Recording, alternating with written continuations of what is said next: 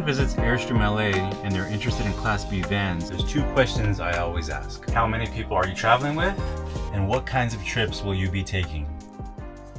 A newly retired couple here in Los Angeles came in looking at Class B vans. Their son and grandkids live on the East Coast where it actually snows, and they had this vision of driving across the country, stopping at national parks along the way, turning the journey into part of the experience.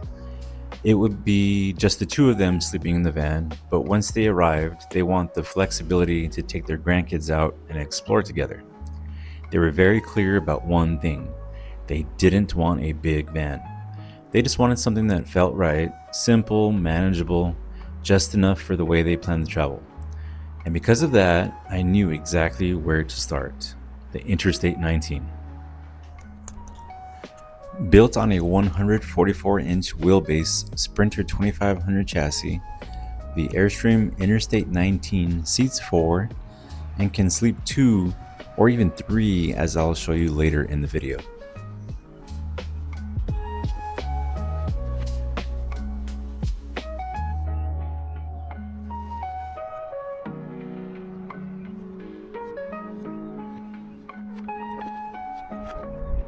When they mentioned East Coast, I knew an all-wheel drive would really benefit them. Having your own restroom nearby so that you don't have to rely on rest stops is the most underrated benefit.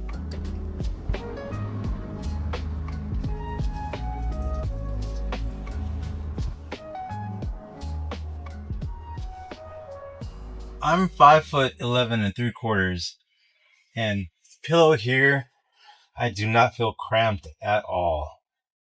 I know our spec sheet lists this as sleeps 2 people.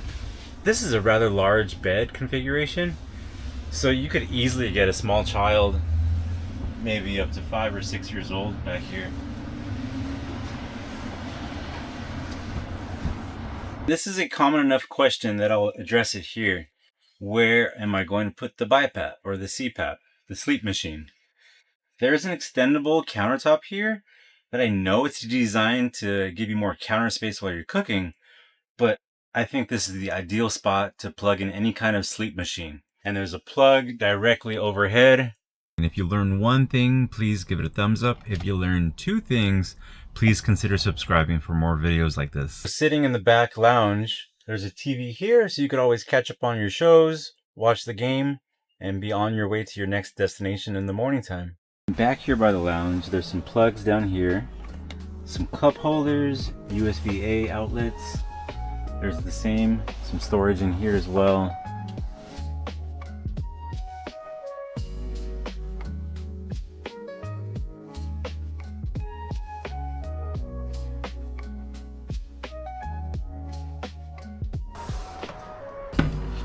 Microwave.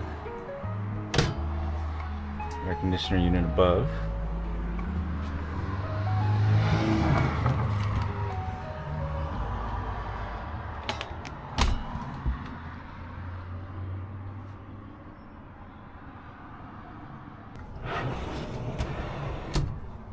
When breaking for lunch, there's an adjustable height swivel table that could be placed here or any position that allows you to enjoy a nice afternoon break.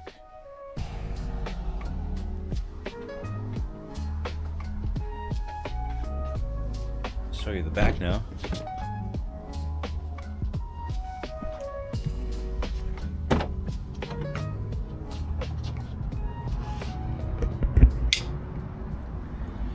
There's a storage compartment underneath the back lounge. It's rather deep. Likely a couple carry-on size luggages could fit under there, or camping chairs. But aside from that, you do have the overhead cabinets above for storage there, and then a closet next to the refrigerator. And here is a hitch receiver. You have a 5,000 pound towing rating, so you could tow a 22-foot Bambi or Caravel with this.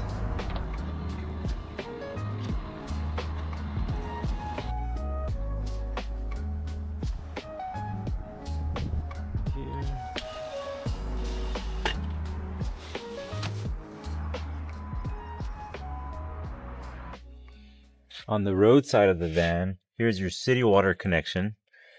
If you wanted to fill up your fresh tank, that's on the other side of the van. Now here, you connect your smart plug for your 30 amp service. There's a port for solar. It's on both sides of the van. So wherever there's more sun, you could use that if you brought an extra panel. So behind these locked panels, this is your waste hose. And these are the controls.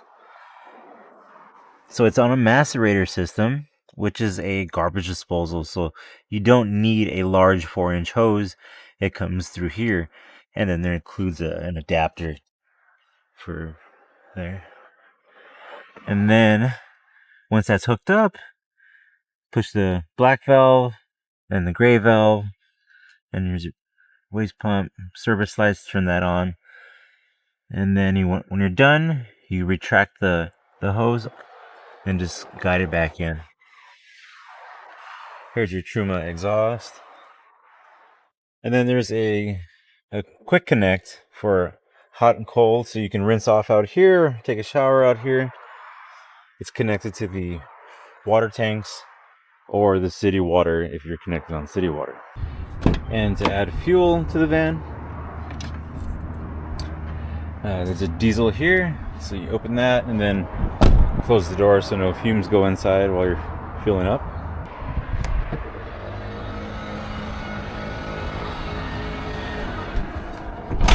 Driver's seat. This is a very comfortable setup. It doesn't feel like I'm on top of the road with like a bus driver style steering wheel. It feels good. It feels like a daily driver at this point. And then it has all the features you would expect from Mercedes. I have the heated seats on right now, kind of toasty. And then on the front here, you get extra compartments.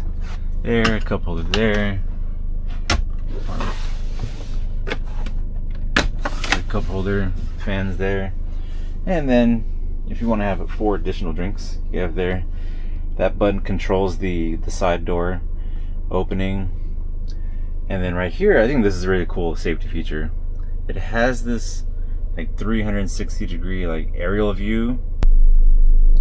It makes it really safe to park. If you're not experienced with driving a tall van like the Sprinter, this really takes away any kind of fear or trepidation, because it's going to alert you of anything that's nearby.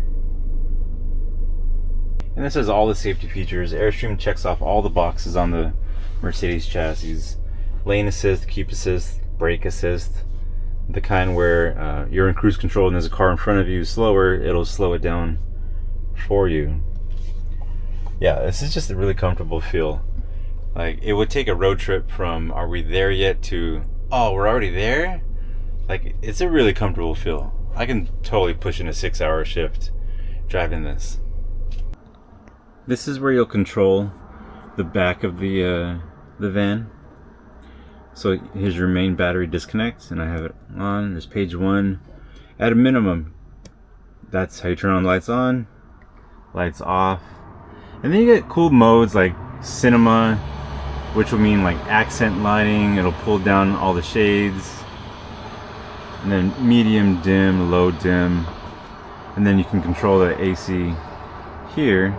Let's see, and then on, you can control your fresh gray and waste tanks. Individually control any particular shades. And on page 2, you can extend the awning here. It lets you know the charge of the house battery and the chassis battery. And so that's good to segue into understanding how the power systems work in a van like this. The house battery is what controls everything behind the driver's seat from in their back. So for example, there's an air conditioner here. If it's 2 people in the front driving, sure, use that air conditioning system there. But while you're driving, that won't control the airflow back here. You need to turn on the air conditioner.